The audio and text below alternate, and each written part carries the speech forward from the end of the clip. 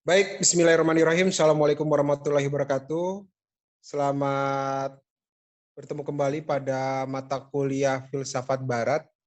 Hari ini merupakan pertemuan yang terakhir sebelum minggu depan kita pelaksanaan kegiatan ujian akhir semester. Nah, makalah yang akan dipresentasikan oleh Saudari Fitriah Farhani dan Rahmat Afrizon adalah memahami filsafat Karl Marx dan Kierkegaard, ya. Untuk itu kami persilakan kepada pemakalah untuk mempresentasikan makalahnya, kemudian dilanjut dengan sesi tanya jawab dan analisis terkait tentang makalah yang dipresentasikan pada hari ini. Untuk mengingatkan sebelum kegiatan ya ujian akhir semester, saya ingatkan kembali tentang tugas kritik jurnal report dan kritik book report yang memang sudah merupakan kesepakatan kita pada awal semester. Untuk itu, untuk mempersingkat waktu, kami persilakan kepada pemakalah untuk mempresentasikan makalahnya. Silakan. Baik, Assalamualaikum warahmatullahi wabarakatuh. Terima kasih atas kesempatannya. Di sini saya dan Fitriah Farhani akan membahas mengenai filsafat Karl Marx dan Kierkegaard. Di sini kami akan membahas mengenai yang pertama, yaitu riwayat daripada hidup Karl Marx. Dan kedua,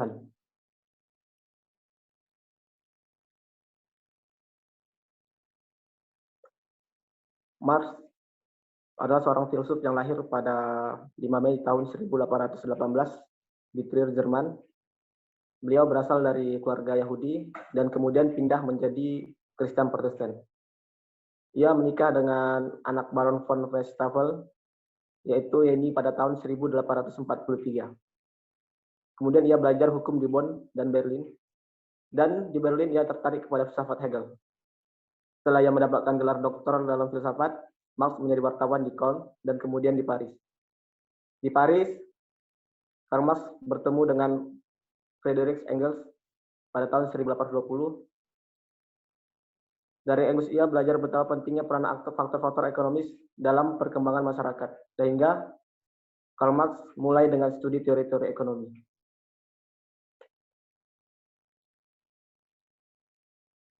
Selanjutnya, yaitu kritik Karl Marx terhadap Hegel. Dari pandangan Hegel tentang dialektika, Marx kemudian menyusun kembali bangunan yang lebih baik dari gurunya tersebut. Hegel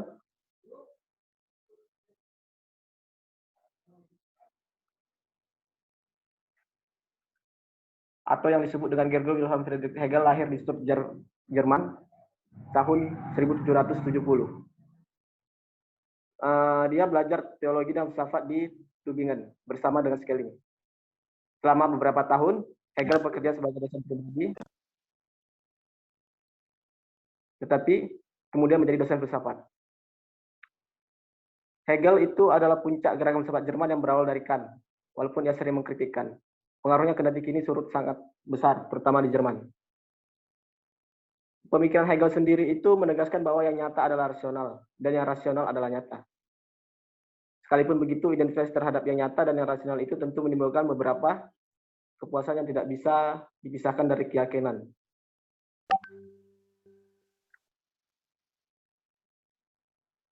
Marx tidak puas dengan dialektika Hegel yang berpusat pada ide ataupun roh. Hal ini bagi Marx terlalu abstrak dan tidak menyentuh realitas konkret. Pengertian ini tidak sesuai dengan tesis Karl Marx bahwa filsafat harus mengubah cara orang bertindak. Dalam pandangannya, filsafat tidak boleh statis, tetapi harus aktif membuat perubahan-perubahan, karena yang terpenting adalah perbuatan dan materi, bukan ide-ide. Manusia selalu berkaitan dengan hubungan-hubungan kemasyarakatan yang melahirkan sebuah sejarah. Marx membalikkan dialektika ide Hegel menjadi dialektika materi. Apabila Hegel menyatakan bahwa kesadaranlah yang menentukan realitas, maka Marx mendekonstruksikan dengan mengatakan bahwa praksis materilah yang menentukan kesadaran. Visi misi Karl Marx dan pada akhirnya, visi Marx untuk mewujudkan masyarakat tanpa kelas merupakan gambaran praksis dari ide dasar materialisme sosialisnya. Sistem feodal yang terganti oleh sistem kapitalis telah membawa perubahan dalam struktur ekonomi dan sosial. Marx yakin suatu saat kapitalisme akan menemui kehancuran dan melahir sistem sosialis komunis sebagai ideologi kekuatan baru masyarakat tanpa kelas.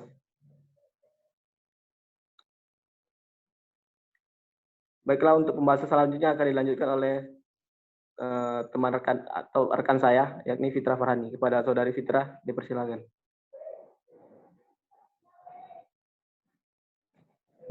Saya akan melanjutkan pemaparan materi dari saudara Rahmat, yaitu tentang eksistensialisme Soren Kierkegaard. Soren Kierkegaard merupakan orang pertama yang mengungkapkan nada eksistensialis modern.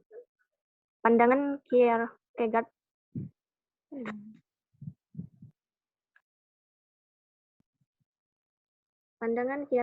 mungkin dapat dijelaskan melalui tema sentralnya mengenai apa yang dimaksud dengan akal yang bereksistensi. Perkembangan tema Kierkegaard ini merupakan reaksi keras terhadap rasionalisme Hegel. Adapun bentuk-bentuk eksistensinya itu yang pertama ada bentuk religius, yang kedua bentuk etis, dan yang ketiga itu bentuk estetis. Di bentuk religius itu, pada tahap religius itu ditandai oleh pengakuan individu akan Allah dan kesadarannya sebagai pendosa yang membutuhkan pengampunan Allah. Dan pada tahap ini juga individu membuat komitmen personal itu dan melakukan apa yang disebutnya lompatan iman. Dan yang kedua ada bentuk etis. Di tahap etis ini, manusia memperhatikan benar-benar kepada batinnya. Ia tidak hidup dari hal-hal yang konkret ada. Sikapnya di dalam dunia senantiasa diusahakan agar dapat ditentukan dari sudut hidup batiniahnya, menurut patokan-patokan yang umum. Dan yang ketiga itu ada tahap estetis. Pada tahap ini, manusia itu menaruh perhatian besar terhadap segala sesuatu yang di luar dirinya. Dia hidup di dalam dunia dan di dalam masyarakat dengan segala sesuatu yang ada di dunia dan di dalam masyarakat itu. Sifat hakiki bentuk eksistensi estetis ini ialah tidak adanya ukuran-ukuran moral yang umum yang telah ditetapkan, dan tidak adanya kepercayaan keagamaan yang menentu. Yang ada hanya keinginan untuk menikmati seluruh pengalaman emosi dan nafsu.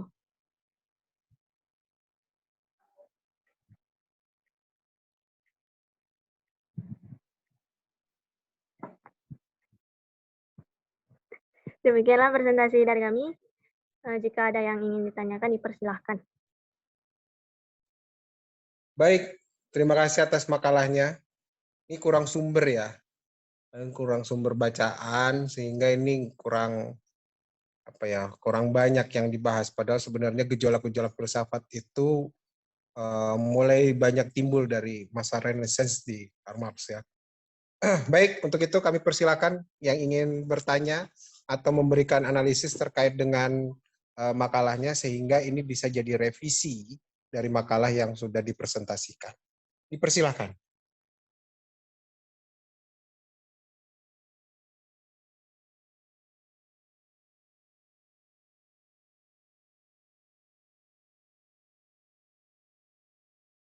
Silakan yang ingin mau bertanya.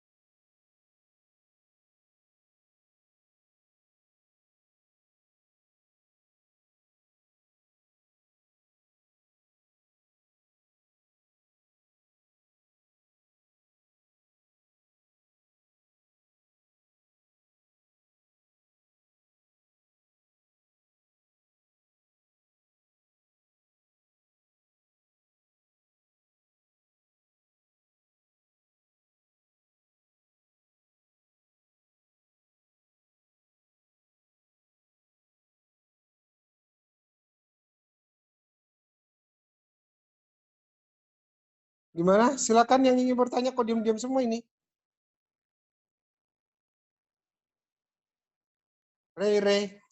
Ray.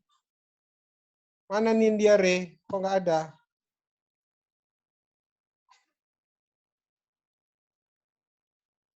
Atau Rizky, Maudi, silakan yang ingin mau bertanya atau menyempurnakan dari makalah yang sudah dipresentasikan, dipersilakan yuk.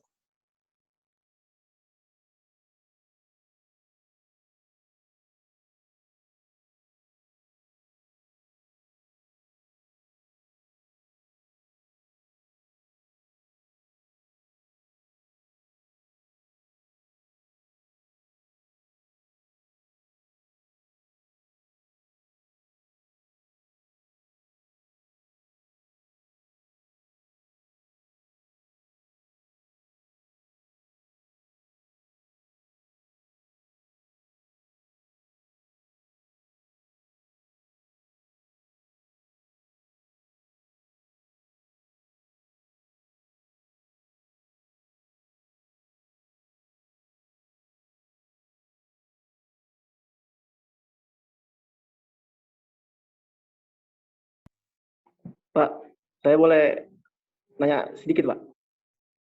Baik, silakan. Ini Pak, yang terkait komunisme yang saya bicarakan di awal tadi itu. Itu kan, tadi kan Pak bilang ada yang dipintir mengenai bahwa komunisme itu dianggap bahwa orang yang nggak percaya Tuhan. Kenapa bisa Pak muncul pelintiran-pelintiran seperti itu? Sehingga kayak masyarakat ini tahunya kok orang yang komunis itu bahwa orang yang udah ateis lah, nggak percaya kalau ada Tuhan. Kayak di Indonesia itu kan, kayak saya juga komunisme itu baru tahu kalau ternyata itu bukan semata-mata hanya sebatas itu aja pengertiannya. Nah, itu Pak, buat saya bingung juga. Kenapa bisa Udah muncul baca, Pak? udah baca belum bahwasanya Karl Marx mengatakan bahwasanya agama adalah candu?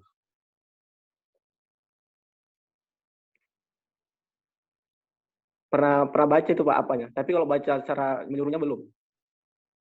Tapi pernyataannya memang ada Pak, kayaknya tadi di internet. Ya, jangan di internet ya. Kamu harus cari sumber bukunya. Kalau semua dari internet kamu nggak berkembang. Itu makanya kemarin itu, gini loh, jujur ya, kalau saya boleh jujur, mahasiswa filsafat kita ini seharusnya kalian tuh harus lebih banyak baca, lebih banyak menelaah, lebih banyak mencari tahu, bukan mencari apa namanya dari sumber, ya intinya mencari sumber-sumber rujukan lah, ya bukan hanya dari Google gitu. Memang apa ya, nggak terbantahkan lagi bahwasanya mahasiswa sekarang itu lebih mencari informasi-informasi itu di Google gitu ya. Tapi di Google itu pun nggak semuanya terdata dengan baik. Akhirnya bisa menyebabkan dosa berjemaah.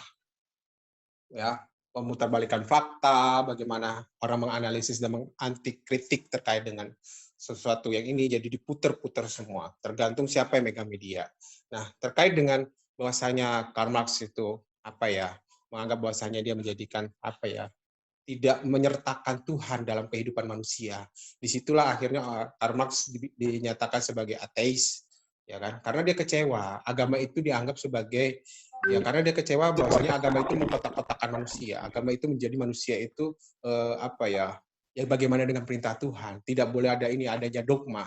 Pada saat itu terkait tentang anti kritik ya, terkait dengan ajaran yang ada dibawa oleh pada saat itu ya, saya sebutkanlah di situ pada saat itu adalah Katolik gitu ya, sehingga mereka apa namanya tidak puas terkait dengan apa yang di apa namanya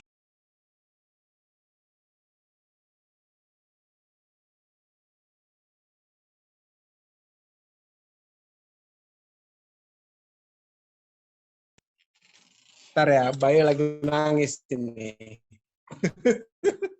Maaf ya. Baik, ya itu ya maksudnya saya lebih menjelaskan ke situ gitu ya. Sebenarnya ada banyak ketidakpuasan pada saat itu tentang si kaya dan si miskin, kemudian gejolak yang terjadi. Seharusnya kalian bahas di situ gitu loh. Kenapa ada pemikiran itu? Apa sebab muasalnya Karl Marx bisa berpikir di situ? Kemudian bagaimana dia akhirnya berpikir, itu yang sebenarnya dari makalah inilah sebenarnya lahir dari sebuah apa ya analisis pemakalah terkait dengan apa yang dihadapi Karl Marx sehingga Karl Marx bisa mengatakan itu. Jadi seolah-olah kalian itu adalah Karl Marx yang sekarang yang menceritakan saya tuh dulu begini loh, kenapa saya berpikir ini, kenapa saya begini, itu karena sebabnya begini gitu. Nah, ini yang kalian apa ya kurang gitu baca-bacaan terkait dengan Karl Marx gitu. Ya kalian cari dengan Google. Kalian boleh cari dengan jurnal, kalian boleh cari tentang ini, karena kebutuhan-kebutuhan filsafat itu sebenarnya sudah terpublikasi di jurnal filsafat banyak. Kalian masuk aja Google Cendekia, kalian tinggal cari, boleh, itu banyak gitu ya, yang sudah dikaji, sudah diseminarkan, ya baik secara. Nah, oleh sebab itu kalian bisa mengetahui, bisa mengkritik, gitu, bisa menganalisis, bisa mensintesis dari apa yang dihadapi oleh Karl Marx pada saat itu. Seolah-olah kalian hidup di zaman Karl Marx, sehingga kalian bisa menceritakan ini loh sebenarnya hakikatnya yang terjadi di Karl Marx, sehingga pemikiran ini dianggap menjadi sesuatu yang baru, yang menentang ya kebijakan dari dogma yang ada pada saat itu. Makanya ya agama-agama gitu. Ya kami makhluk sosialis ya sosialis gitu. Ya, berikan kami kepercayaan. Kenapa harus Tuhan turut campur terkait dengan itu? Sehingga itulah ada anti kritik terkait dengan keberadaan Tuhan. Itulah mulai adanya ini, mulai adanya itu. Pemikiran-pemikirannya banyak yang seperti itu. Karena kan kalau Karl Marx itu kan mengkritik Hegel karena nggak ada namanya sintesis, gitu ya. Yang ada tesis atau anti kritik, gitu. Sintesis itu hanya diperlukan kepada orang-orang yang memang percaya dengan Tuhan, gitu. Gimana? Ada yang mau nanggapin? Silakan.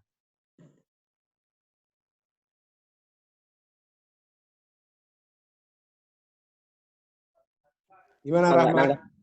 Nggak nanggapi soal itu, Pak. Soal ini, Pak, keterbatasan bacaan ini, Pak. Sebenarnya memang iya benar, Pak. Tapi kalau kita ini kan, terutama ya pendidikan di Indonesia ini juga kan, Pak. Kalau di Eropa itu entah, saya lupa negara mana. Anak SD itu udah dikenalkan sama filsafat gitu, Pak. Sementara kita itu nggak ada sama sekali gitu, Pak. Jadi mungkin kayak kaget gitu sih, Pak. Tiba-tiba, ini jurusan apa gitu. Maksudnya ini pembahasan tentang apa gitu, Pak. Makanya jadi kayak gini mungkin, Pak. Kalian kan sudah diajarkan tentang filosofi Pancasila. Kan sudah belajar kalian sebenarnya dengan filsafat itu. Cuma dengan bahasanya tidak falsafat. Tapi kalian diajarkan tentang falsafah burung Garuda, falsafah Bhinneka Tunggal Ika, falsafah Pancasila, yang kalian pelajari dalam civic education, yang kalian pelajari dengan pendidikan kewarganegaraan, sebenarnya sudah dipelajari tentang falsafah. Jati dirinya, bagaimana cara kita berpikir. Hanya saja tingkatan-tingkatan di awal ini sebenarnya membuat kita tuh harus bisa menstimulus pemikiran terkait dengan itu. Nah, yang kitanya ini yang tidak dilatih terkait dengan itu. Sehingga belajar itu tergantung bagaimana guru. Nah, ini yang nggak ada timbal balik. Contoh paling mudah lah. Kalian di kampus ini ketika ini ya hanya mengandalkan dosen. Bagaimana dengan bacaan kalian yang terkait dengan ini? Kalian boleh mengkritik dosen, silakan. Saya terima gitu, ya kan? Tapi berdasarkan dengan dalil bacaan yang kalian baca. Mungkin bacaan kita berbeda, boleh kasih masukan. Oh gini Pak, yang saya baca begini-begini boleh, gitu. Ya, jadi yang saya alami ya terkait dengan ini bukan maksudnya mau ini tidak, tapi bagaimana kalian bisa mensintesis pengetahuan-pengetahuan yang ada, ya. Jangan hanya berdasarkan dari Google. Kalian daya tingkat membaca pun yang saya survei ya di mahasiswa filsafat itu dari skripsi yang ada itu sangat rendah. Itu terbukti dari tugas-tugas itu semuanya kopas gitu. Hanya sebab itu saya mulai mengajak Anda untuk CJR, ya kritik jurnal report dan kritik book report. Di situ saya meminta kalian menganalisis dari bacaan-bacaan yang kalian sudah baca di buku. Itu. Begitu ceritanya. Ya, jadi apakah yang saya bilang ini benar atau salah itu kembali kepada diri Anda pribadi gitu. Ya. Saya memandangnya ya memang sangat sangat rendah daya baca dukungan kita, hanya sekian persen lah gitu. Jauh di bawah standar kalau kita mau mengukur kampus UGM, UI atau apa yang daya giroh semangat untuk belajarnya itu tinggi. Ya gimana kalian sampai bekerja ya beginilah fokusnya gitu. Tapi ya saya tidak mau menyalahkan itu. Saya pun juga ngambil strata 2, strata 3 pun juga sambil sambil bekerja, sambil ngurus rumah tangga, ya kan? Dan itu jangan jadikan alasan untuk bisa berkarya, mencari data apa segala macam gitu. Kalian someday akan merasakan di posisi saya. Gitu. Jadi saya agak geram-geram juga nih. Mahasiswa filsafat seharusnya lebih apa ya? Lebih semangat gitu. Ya, ketika saya di strata 1 pun di Fakultas Usuluddin di YIN Jakarta pun Syarif Hidayatullah, ya kita sudah membantah-bantahan dalil gitu. Yang seperti Bobby bilang lah, kalau ngomong begitu.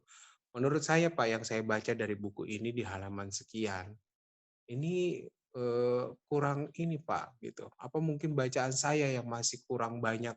Karena saya sudah membandingkan beberapa buku yang saya baca, buku ini, buku ini, buku ini.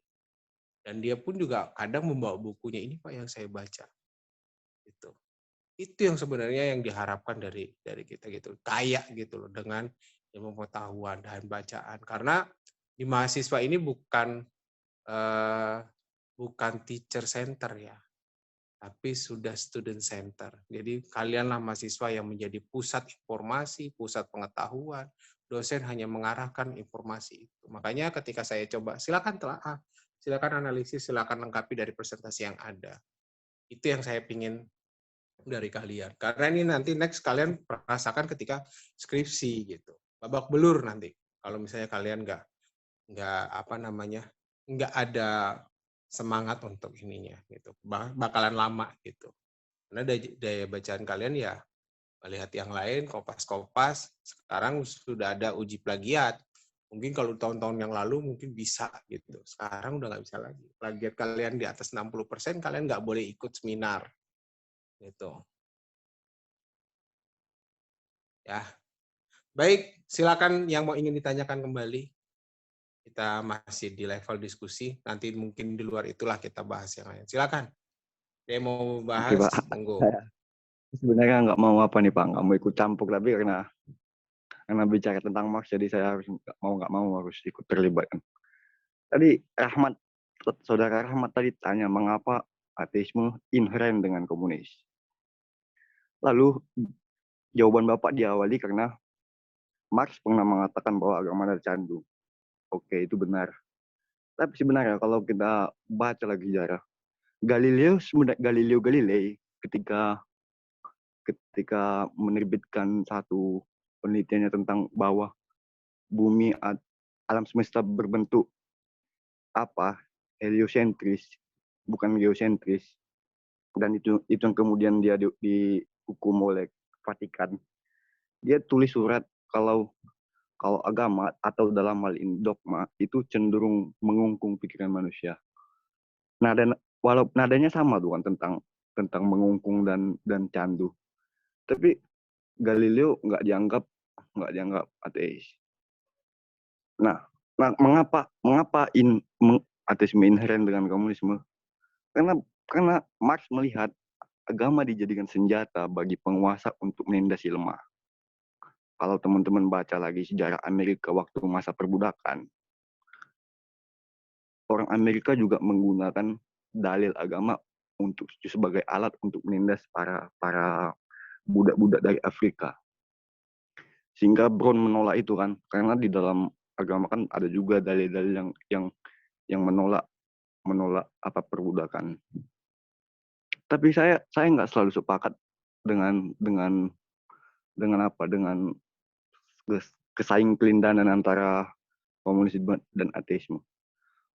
Di Amerika Latin tahun 70-an ada satu gerakan Marxisme baru, namanya adalah apa ya? Neo Marxisme Amerika Latin. Itu mereka para Romo Katolik atau para apa ya? Ya, para Romo Katolik, pemimpin gereja Katolik, kardinal itu menggunakan dalil kitab untuk melawan kapitalisme seperti yang dilakukan Marx.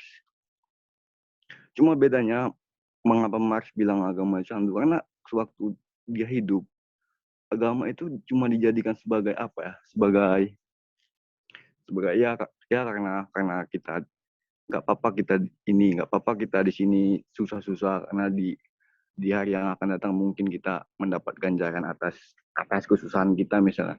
Dan Marx melihat itu sebagai suatu kesalahan. Karena Hegel kan mengatakan demikian tuh tentang alam ideal. Kemudian kembali ke apa lagi tadi ke Pancasila. Filsafat Pancasila juga bisa diterjemahkan melalui kacamata Marx misalnya. Kalau sila kelima kan mengatakan bahwa keadilan sosial bagi seluruh rakyat Indonesia. Tapi keadilan sosial. Tapi sila kelima itu nggak kasih kita pakem yang kokoh mengenai bagaimana kita mencapai keadilan sosial itu. Kalau kita ingin meliberalkan Pancasila, dia sangat dekat dengan Marxisme. Karena Soekarno belajar Marxis kan. Tapi problemnya Pancasila itu ditutupi oleh oleh hukum. Dia nggak boleh diinterpretasikan secara Marxis. Karena ada MPRS yang menolak ajaran Marxis. Itu apa sih? Itu dari Pancasila tadi.